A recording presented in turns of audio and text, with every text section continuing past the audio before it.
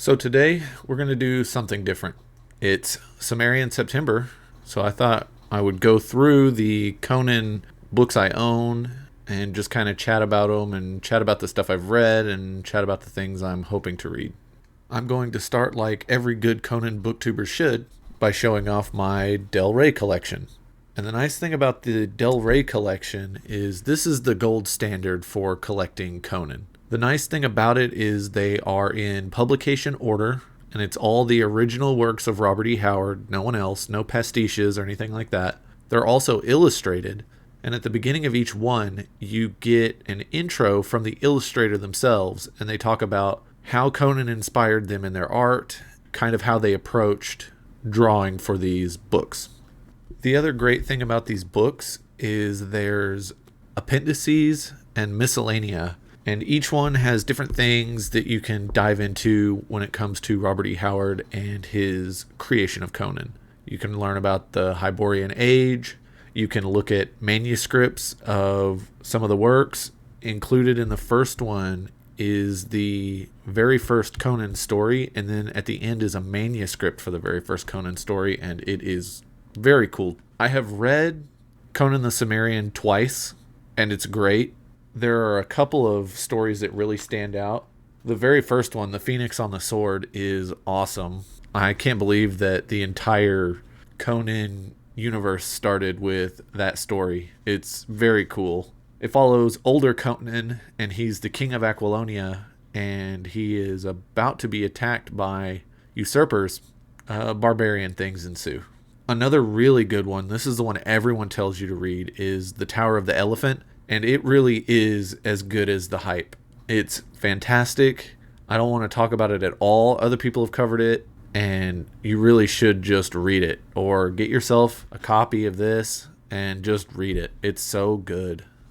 I'm currently working my way through this one, and it is good so far. The Hour of the Dragon is the only Conan novel, and I really, really enjoy it. There's a lot more development of Conan throughout the story, things you normally don't get in the short fiction. And it's really great to see what Robert E. Howard would have been capable of had he written novels. It's unfortunate that we lost him as early as we did, or we might have had peak Robert E. Howard in his 30s and 40s writing Conan novels or writing explorations of the Southwest. It's just sad to think about. I am hoping I can get to the Conquering Sword of Conan this year, but I don't know if I'm going to be able to make it for this month of Cimmerian September. I got a lot going on, and the middle book is taking a lot longer than I expected. While the Del Rey collection is the gold standard, before that, you had to deal with the crappy stuff with Lynn Carter and L. Sprague de Camp mixing their own stories in and putting them all in chronological order, and I don't like that at all. And the paperbacks themselves, while they have amazing art, they got Frank Frazetta art and stuff like that, they're crappy mid-century paperbacks made out of acidic paper that are just going to fall apart. So if you have any, put them in a bag, protect them, and get yourself a real copy to read.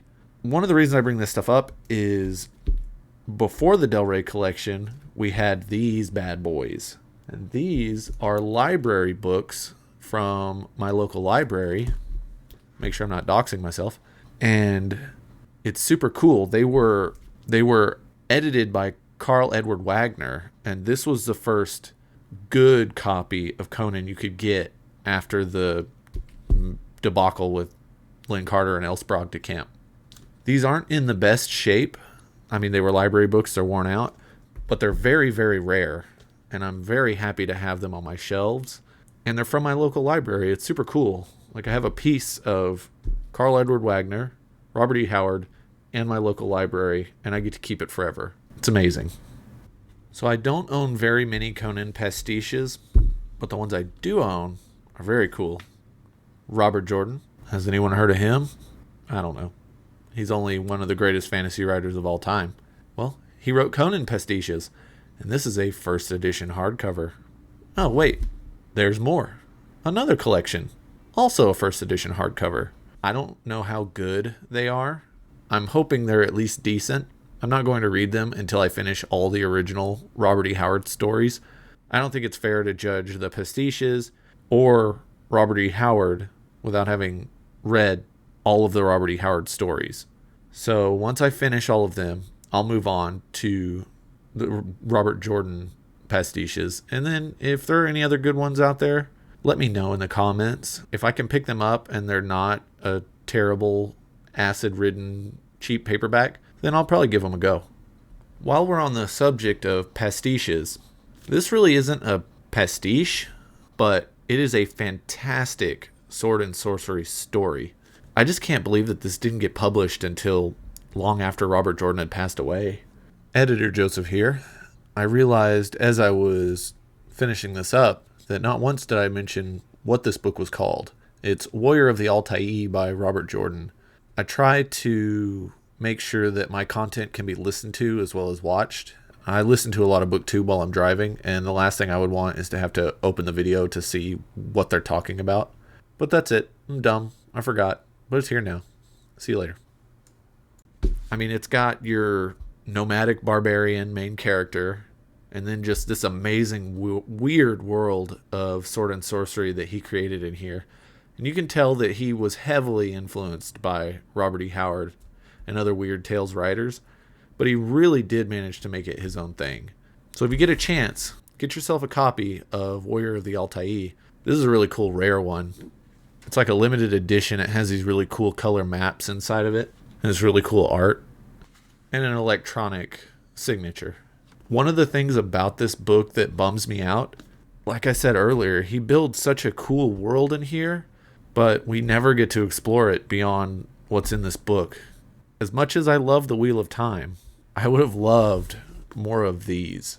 I need an epic sword and sorcery universe where all sorts of crazy things happen. There's all sorts of different characters I can follow.